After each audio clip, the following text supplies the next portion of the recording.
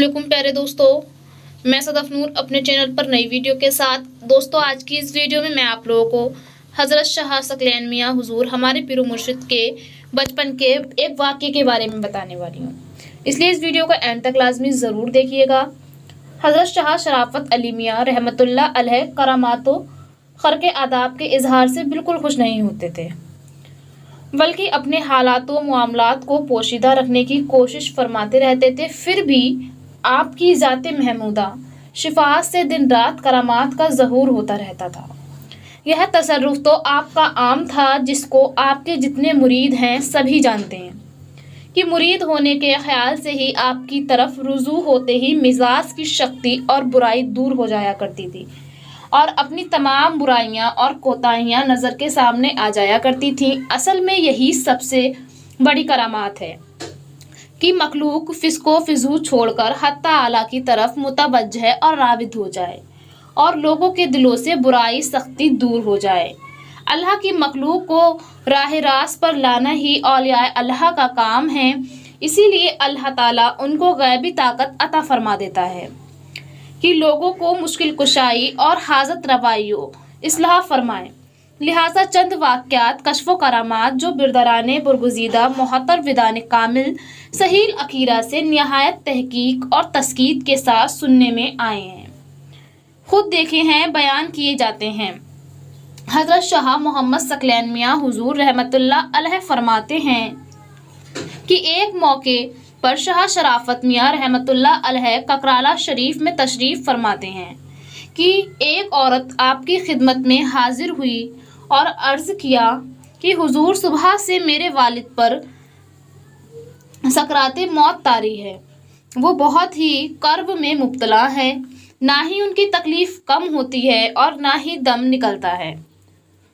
हुजूर चल के दम फरमा दें ताकि मुश्किल हल हो जाए और उन्हें सुकून आ जाए। उसके हमराह उसके मकान पर तशरीफ़ ले गए, साथ में ही मैं भी चला गया।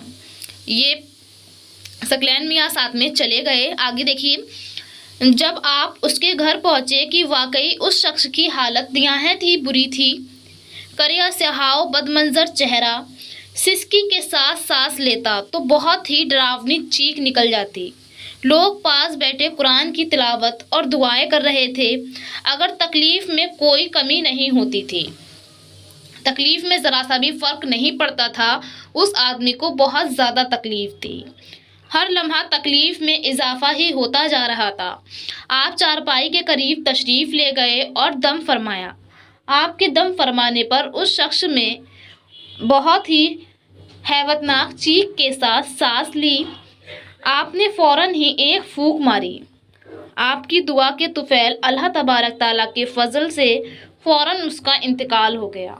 उसका दम जो नहीं निकल रहा था, उसके गुनाहों की वजह से उसका दम आसानी से निकल गया। आप वापस तशरीफ़ ले आए, लेकिन मुझे इस तरह की बेचैनी और बेकरारी हो गई कि इस वक्त तो इसकी मुश्किल आसान हो गई, लेकिन कब्र और हश्र में इसका क्या हाल होगा। आगे देखिए दोस्तों, मियाँ हुजूर आगे क्या करते हैं, सुनिएगा। ये ख्याल और बेचैनी में बार बार उसके घर जाता और देखता कि चेहरे की सियाही और उस हैवत जो उसके चेहरे पर हैवत थी वो दूर हुई है या नहीं, लेकिन हालात जो थी उसकी और भी ख़राब होती जा रही थी। मैंने अपने हाथ से गुस्ल दिलवाया और कफन पहनवाया। आखिर वक्त तक मुझे कुछ तकलीफ़ मालूम न हुई।